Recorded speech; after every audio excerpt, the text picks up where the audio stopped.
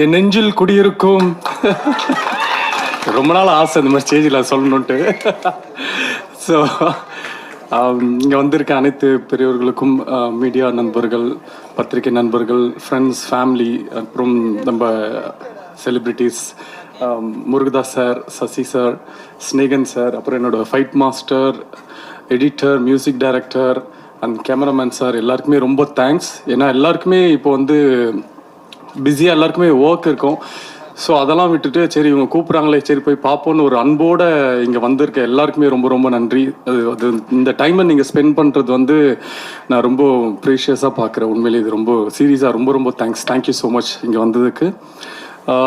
இப்போ இவ்வளோ கேட்டதில் நம்ம என்ன பேசணும், இப்போ நம்ம எந்த ஃபங்க்ஷனில் இருக்குன்னே மறந்துட்டேன்.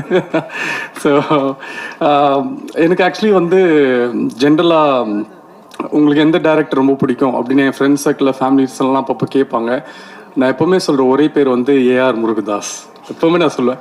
கொஞ்ச நாள் போக போக அவங்க என்ன பண்ணாங்கன்னா, சரி வேறு ஏதாச்சும் இவன் பதில் சொல்கிறான்னா பார்க்கலாம்னு சொல்லிட்டு ஆப்ஷன் தரும் அப்படின்னு சொல்லிட்டு Mani Ratnam sir, Shankar sir, AR Murugadoss sir யார் உனக்கு பிடிக்கும் அப்படின்னு கேட்டால் அப்பயும் நான் ஏஆர் முருகதாஸ் சார் தான் பிடிக்கும் அப்படின்னு சொல்லுவேன்.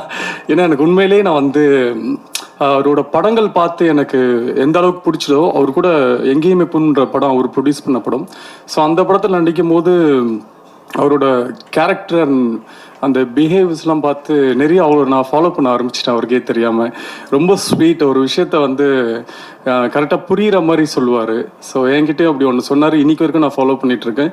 ரொம்ப ஸ்வீட்டாக வந்து படம் ஃபஸ்ட்டு எங்கேயுமே போதும் ஃபஸ்ட் டே ஷூட்டிங்கில் மார்னிங் ஒரு 7 o'clock வந்துட்டு ஸ்டார்ட் பண்ண போகிறோன்னு சார் வந்திருந்தார். அப்புறம் என்கிட்ட வந்து உங்கள்கிட்ட ஒரு சின்ன ரிக்வெஸ்ட் அப்படின்னாரு. சார் சொல்லுங்கள் சார் அப்படின்னா, நீங்கள் வந்து ஷூட்டிங் டைமில் மட்டும் கொஞ்சம் ஏர்லியராக தூங்கிடுங்க. ஏன்னா நீங்கள் லேட்டாக தூங்குனீங்கன்னா அதுக்கப்புறம் அது ஒரு டார்க் சர்க்கிள்ஸ் வரும். நீங்கள் அதை ஹைட் பண்ணுறதுக்கு ஒரு மேக்கப் போடுவீங்க. அந்த மேக்கப்பை பேலன்ஸ் பண்ணுறதுக்கு கேமராமேன் சார் வந்து லைட்ஸ்லாம் செட் பண்ணணும். ஸோ அது அப்படின்னு எல்லாமே மாறும். ஸோ உங்களோட ஒரு சின்ன தூக்கம் வந்து பின்னாடி உங்களோட வேலைகள் இவ்வளோ பாதிக்கும் அப்படின்னு சொன்னது எனக்கு அவ்வளோ புரிஞ்சுது. சார் நான் ஜென்ரலாகவே சீக்கிரம் தூங்கிடுவேன் சார், பட் இன்னிலேருந்து நான் சீக்கிரம் தூங்கிடுறேன் சார் அப்படின்ட்டு. ஷூட்டிங்லாம் இப்போ கூட ஷூட்டிங் எனக்கு நாளைக்கு மார்னிங் ஷூட்டிங்னா அந்த 10:30க்கு எனக்கு முருகதாஸ் சார் ஞாபகம் வந்துடுவார். நல்லவேளை எனக்கு கல்யாணம் ஆகலை சார், இல்லைன்னா என் ஒய்ஃப் கிட்ட சொல்லிட்டு சார் தூங்க சொல்லியிருக்காரு, நான் படுக்கிறேன் பாய். ஸோ இப்போ வரைக்கும் நான் அதை ஃபாலோ பண்ணிட்டு இருக்கேன்.